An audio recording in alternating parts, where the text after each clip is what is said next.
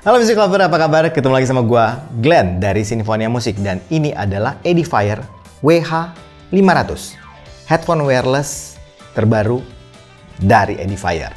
Nggak usah lama-lama, langsung kita bahas.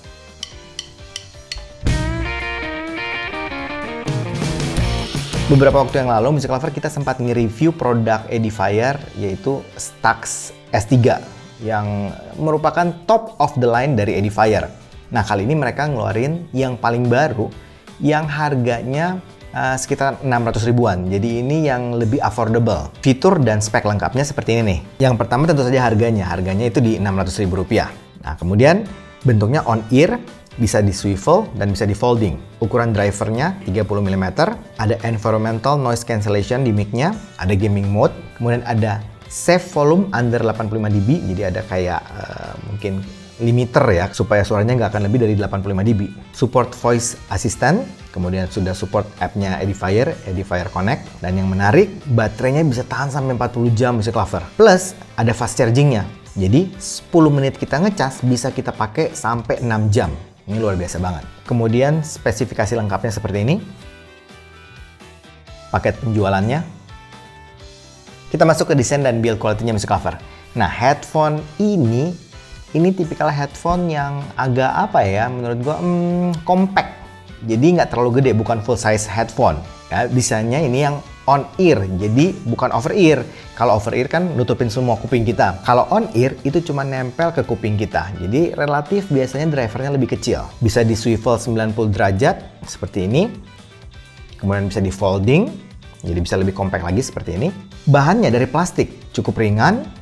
Finishing hitam doff, dan menurut gue ini rapi banget finishingnya. Bagian housingnya polosan aja, bentuknya bundar. Untuk navigasinya ada di housing sebelah kanan, ada on off, kemudian ada plus, minus buat volume up, volume down, next, preview, seperti itu. Kemudian ada tombol M. Tombol M ini maksudnya tombol mode untuk kita ngerubah ke gaming mode atau ke music mode.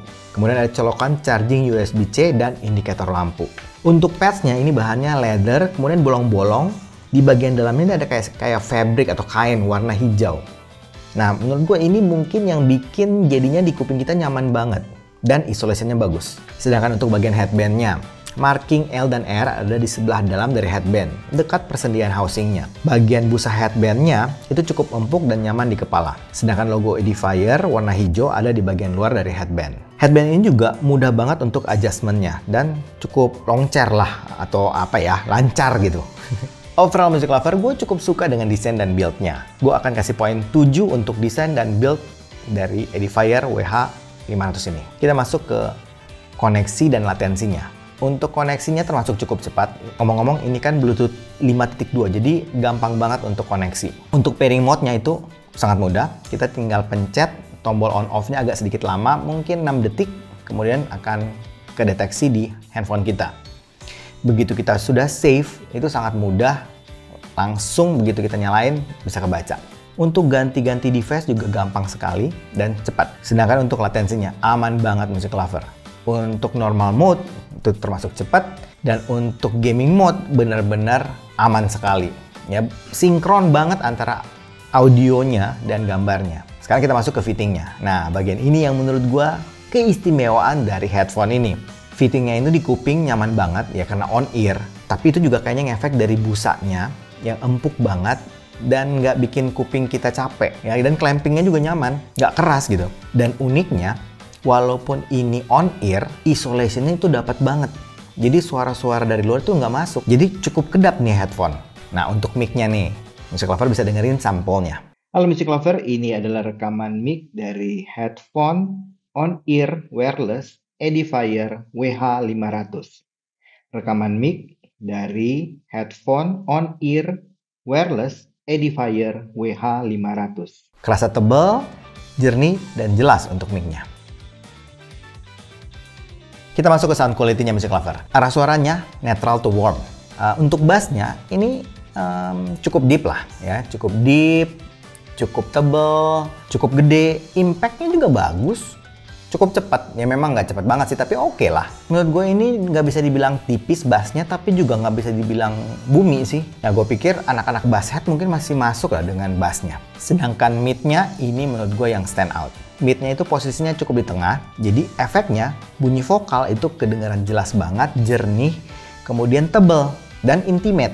Sedangkan untuk treble-nya arahnya cukup smooth, tapi gua rasa masih cukup open dan airy. Overall, tuning suaranya ya, tuningnya ini aman banget. Ini bakalan cocok sama semua genre musik. Alias ini bisa dibilang all-rounder. Kita masuk ke teknis suaranya. Nah, teknis suaranya ini tentu saja kita bandingkan dengan teknis suara ya headphone dengan harga 600 ribuan. Menurut gua cukup oke. Detail, clarity masih cukup bagus. Gua masih bisa dengerin micro detailnya. Kemudian resolusinya juga cukup oke, gambar-gambar suaranya masih kegambar dengan sangat baik. Soundstage-nya oke, cukup presisi, arah pinpoint masih bisa kedengaran dengan jelas. 3D imaging juga cukup lega. Separasi instrumen aman, ya kepisah-pisah, nggak ada yang numpuk. Transient. Nah, kalau transientnya cukup oke menurut gua. Memang nggak cepet banget dan nggak sangat responsif, tapi oke lah. Dynamic range-nya juga masih bagus. Suara kecil kedengaran dengan jelas dan detail, suara besar juga masih kekontrol, nggak sampai peak. Noise floor-nya kecil, ya nggak ada suara-suara yang ganggu, ya jadi ini bisa dibilang black background lah. Gue juga nyobain headphone ini dengan berbagai kegiatan. Contohnya main game. Gue main game Mobile Legends, ya aman karena Mobile Legends kan tuning suaranya agak cenderung bright. Nah, sedangkan tuning suaranya headphone ini agak cenderung warm kan, jadi efeknya pas banget. Kemudian separasinya lumayan bagus, jadi efek-efek kayak skill ataupun basic attack masih dapat. Ya menurut gue cukup realistik lah. Sedangkan untuk game PUBG, soundstage-nya cukup bagus, jadi kita masih bisa dengarkan dengan cukup jelas pinpoint arah suara tembakan, langkah kaki, dan lain-lain. Suara ledakannya juga masih oke, ya cukup realistik. Nah untuk nonton film ini cukup istimewa menurut gua. Film action dapet, film drama karena vokalnya bagus itu jadi jelas banget. Percakapan itu detail banget. Kesimpulannya Music Lover. Kalau Music Lover cari headphone yang mungkin bisa digunakan berbagai kegiatan, ya main game, nonton film, dengerin musik, kemudian tuningnya juga bisa cocok dengan berbagai genre.